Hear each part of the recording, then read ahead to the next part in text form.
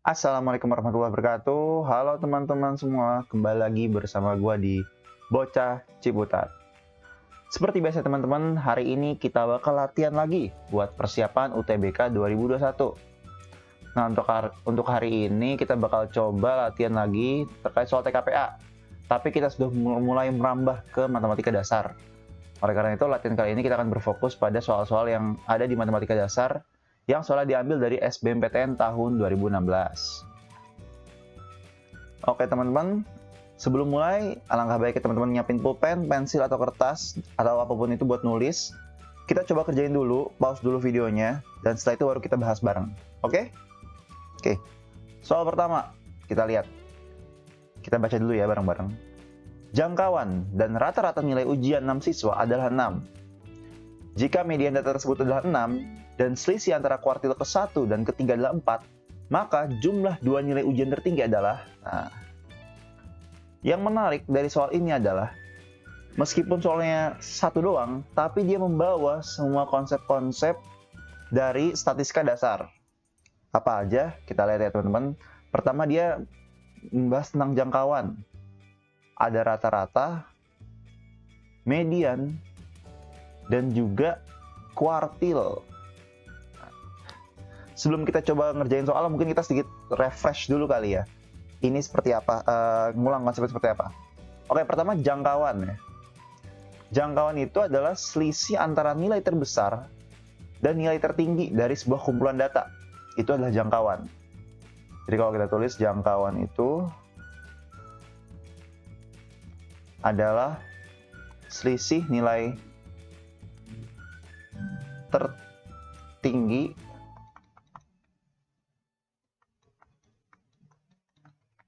dan terendah dari sebuah kumpulan data. Oke. Kedua itu ada yang namanya rata-rata. Mungkin teman-teman di sini udah pada tahu ya rata-rata. Jadi rata-rata itu adalah sebuah perbandingan antara total nilai sebuah data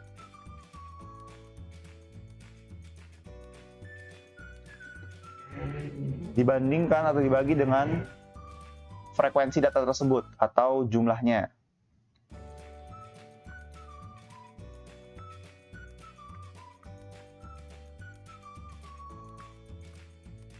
Oke. Setelah itu ada yang namanya median. Median itu nilai tengah. Mungkin teman-teman juga udah tahu ya. Jadi misal ada sekumpulan data nih, ada A, B, C, D, E. Nilai tengahnya itu berarti apa? Nilai tengahnya berarti C.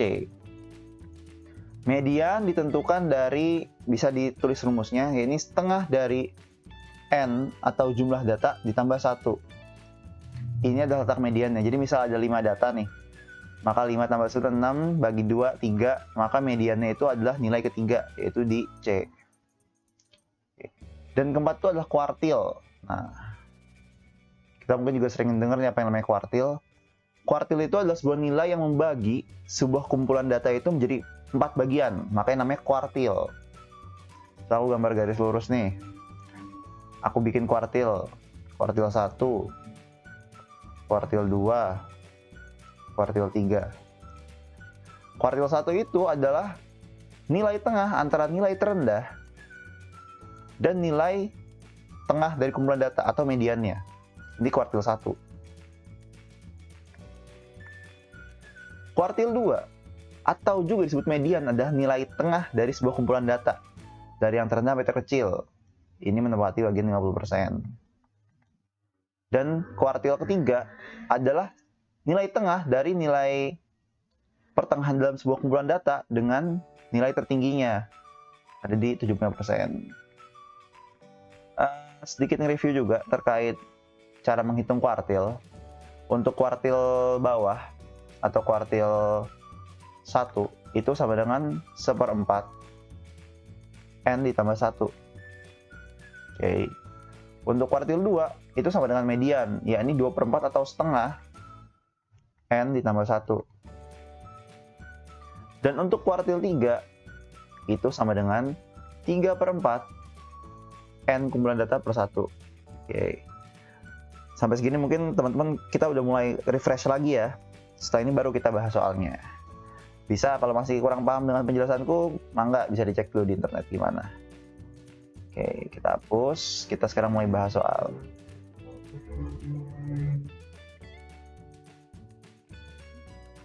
Oke, ini banyak juga ya yang harus dihapus.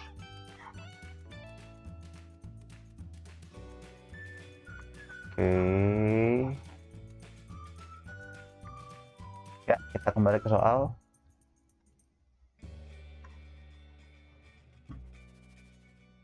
Nah, mari sekarang kita mulai ngerjain soalnya. Kita lihat. Jangkauan dan rata-rata nilai ujian 6 siswa adalah 6. Jangkauan dan rata-ratanya adalah 6. Jika median data tersebut adalah 6, maka nilai tengahnya ada 6 ya. Dan selisih antara kuartil ke-1 dan ke-3 adalah 4, maka jumlah 2 nilai ujian tertinggi adalah jumlah 2 ujian tertinggi. Berarti kita bisa nih ngurutin datanya. Kebetulan cuma ada 6. Misal kita tulis ya, datanya itu adalah A ditambah A, mungkin B ya, B, C, D, E, F. Oke, ini datanya. Kita lihat ke pernyataan pertama. Pernyataan pertama adalah jangkauannya itu adalah 6. Berarti kalau kita lihat nilai F dan dikurangi nilai A itu adalah 6. Atau jaraknya itu 6. Bisa kita gambarkan kayak gini ya. Bisa kita tulis F dikurang A sama dengan 6. Tujuan kita adalah mencari E tambah F. Ingat teman-teman ya, kita lihat soalnya lagi. Tujuan kita adalah mencari E ditambah F karena nilai 2 ujian tertinggi. Oke, ini dapat persamaan pertama nih, 6 ya. Kita lihat kedua. Rata-ratanya. Oke, berarti kalau kita tulis adalah A ditambah B ditambah titik sampai F dibagi dengan angka jumlahnya kan ada 6 ya. Itu sama dengan 6, teman-teman. Kita bisa simpulkan di sini bahwasanya A tambah B tambah C tambah D tambah E tambah F itu sama dengan 36. Bener gak? Karena 6 yang di bawah tuh ke atas nih. Maka total seluruh nilainya 36. Nah, di sini kita udah mulai tahu nih. Kita bisa, kalau kita masalah kayak gini, kita tuh pasti mulai mikir tentang substitusinya. Berarti kita sebenarnya harus mikirin nih, E plus F tuh berapa? Pasti ntar ketahuan nih, kira-kira A, B, C, D tuh gimana dapatnya. Nah, biasanya mikirnya kayak situ. Nah, kita lihat ke poin 3 sekarang. Jika median data tersebut adalah 6. Nah, median datanya 6. Ingat teman-teman, nyari median tuh sama dengan nyari kuartil 2 ya. Setengah N plus 1. Maka karena jumlahnya ada berapa? Ada 6 ya, genap. Karena genap dia maka jadi 7. 3,5. Nah, 3,5 ini kalau kita perhatikan itu kan ada di antara C plus D. C dan D maksudnya. Ini 3,5 nih. 3,5 di sini ya berarti. Dapatnya gimana? Kalau kayak gini berarti nilai tengah itu adalah rata-rata dari nilai kiri dan kanannya. Kalau dia itu tengahnya itu antara 2 angka. Berarti median 6 itu adalah sebenarnya C ditambah D dibagi 2 rata-ratanya. Karena kan antara C dan D itu sama dengan 6. Dari sini kita dapat nih persamaan 3 lah kita bilang ya. C ditambah D itu adalah 12. Wah, C plus D 12. F min A 6. A, B, C, D, E, F 36. C plus D bisa masukin ke sini nih nanti. Ya, kita simpan dulu aja ya. Kita lanjut.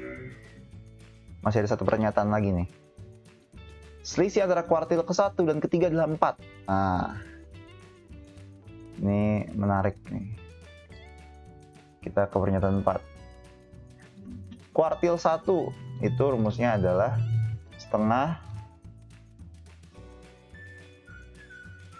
seperempat 7. Itu kira-kira bisa dicek di kalkulator ya, 1,25.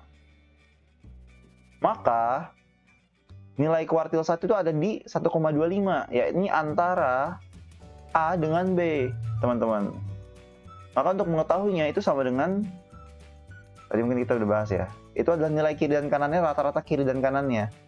Maka sama dengan kuartil 1 adalah A ditambah B per 2. Nah, begitu pula untuk kuartil 4. Kuartil 3. 3 per 4 per 7. Sama dengan kita 3 per 4 per 7 dia. Per 7 itu sama dengan, oh ini 1,75 nih maksudnya. Nah, 3 per 4 per 7 itu, ini direvisi ya teman-teman, ini 3, ini sama dengan 1,75. 3 per 4 per 7, ya berarti 1,75 kali 3 ya. Kali 3, 15, 21, 2, 5. 5,25. Berarti dia antara 5 dan data antara 5 dan 6. Sama. Kita tandain berarti ya di sini. Kuartil ke 5. Kuartil ke 3. Setelah itu kita akan tahu juga bahwa kan nilai ke 5 dan 6 tuh E dan F, berarti kuartil 3 tuh E plus F bagi 2. Nah, dari sini kita bisa dapat hubungan. Kan katanya selisih antara kuartil 3 dan kuartil 1 itu 4. Nah, bisa kita tulis kayak gini berarti. E ditambah F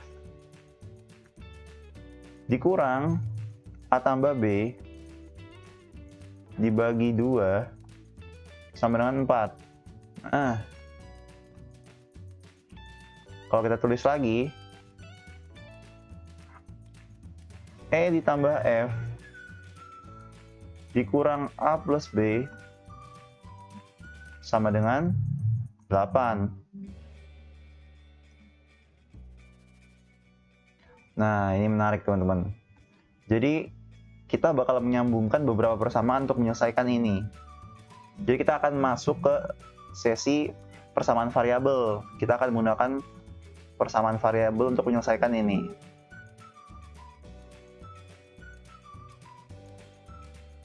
Wah, ribet gak nih kak?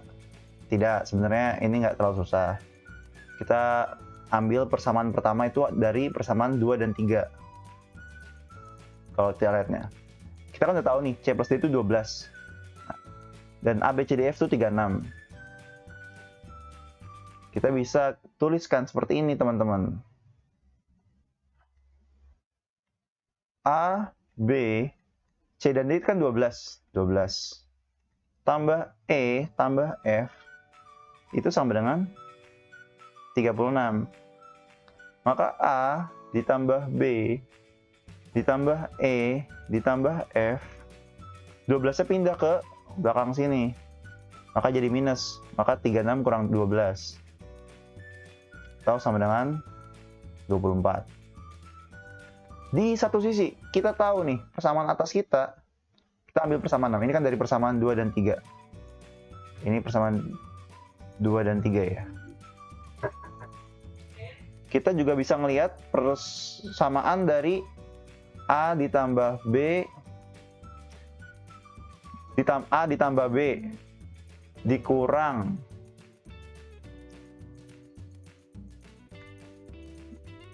kita bisa ambil dari persamaan E ditambah F dikurang A tambah B itu sama dengan 8. Ini ke persamaan 6.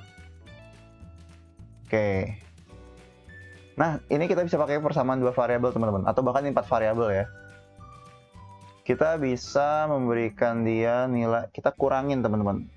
Nah, E kurang F akan habis saat dikurang.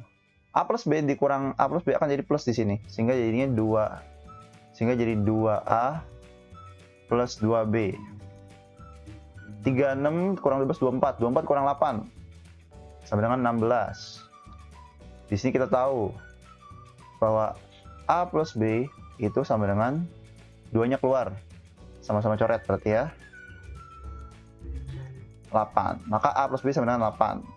Kesimpulannya adalah teman-teman, kita kan tahu tadi A plus B plus C plus D plus E plus F itu 36. A plus B kita tahu itu adalah 8. C plus D kita tahu itu 12. Sisa E plus F, di mana dia ini adalah dua nilai tertinggi. Dari sini kita tahu jawabannya. E ditambah F, 8 sama 12 pindah ke kanan ya, berarti jadinya 16. Oke, berarti buat soal ini, jawabannya itu adalah 16 teman-teman. Oke? Nah, cukup simpel teman-teman caranya. Bisa dicek atau dicoba konten lagi. Kuncinya buat soal seperti ini ingat konsep dan juga coba mulai fokus di perhitungan dan penggunaan variabel ya. Jadi kita juga harus aware dengan variabel-variabel yang ada.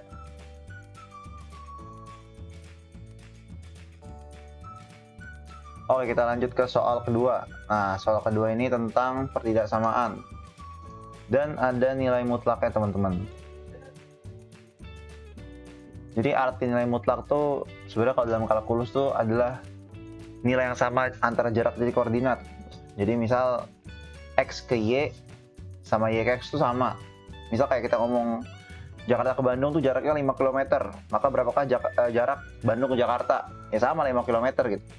Jadi kalau kita tulis ya, jadi sebenarnya misal mutlak X itu sama dengan X.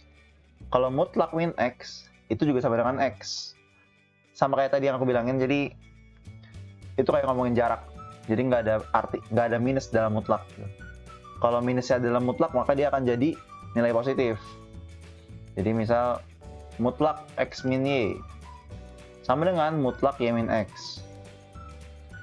Kalau teman-teman males ngerjain soal pertidaksamaan dengan cara bolak-balik, itu cara hacknya itu adalah dengan coba-coba setiap pilihan. Apakah setiap pilihan itu memenuhi pertidaksamaannya? Ini cara paling efektif karena itu lebih. Karena gimana? Kalau teman-teman otak-atik kanan kiri bisa, cuman biasanya tetap harus dicek. Gitu. Jadi daripada kita dua langkah, mending kita coba langsung aja cek. Gitu. Ini tanpa rumus ya. Jadi contoh kita ambil yang A nih. A itu kan antara X antara min 3 dan 2. Oh, kita belum baca soalnya. Semua bilangan real X yang memenuhi mutlak X min 2 kurang dari X pangkat 2 kurang 4. Misal kita ambil X-nya itu 0. Coba kita masukin 0 ke sini. 0 kurang 2 sama dengan min 2 karena mutlak jadi 2. Dikurang dengan 0 kuadrat kurang 4, min 4. Apakah ini benar? Salah kan? Maka nilai A, pilihan A pasti salah. Yang B, coba kita ambil X di atas 2, 3 lah, kita ambil 3. 3 kurang 2, 1. Oke. 3 pangkat 2, 9. 9 kurang 4, 5.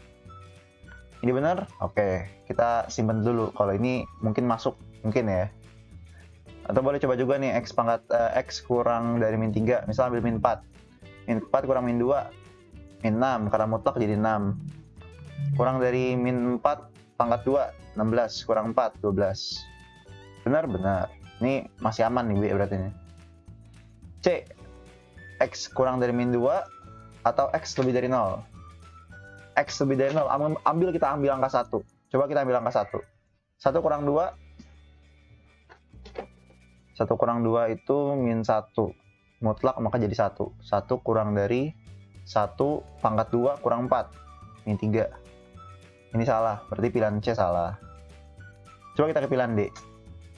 Pilihan D, wah benar sama nih, X di atas 2, sama.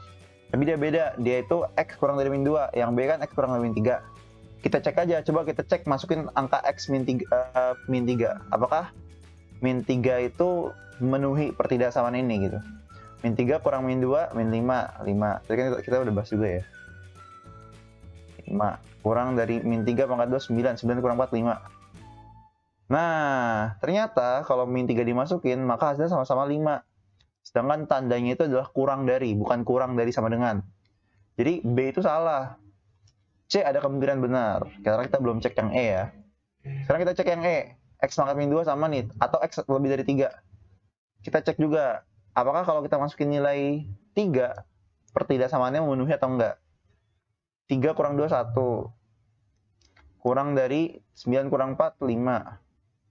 Well, ternyata kalau kita lihat 3 masih memenuhi. Maka jawaban yang kemungkinan besar memenuhi dan benar adalah B. Nah, Ini salah satu cara coba-coba. Nah, kalau cara bolak-baliknya teman-teman bisa coba sendiri nanti.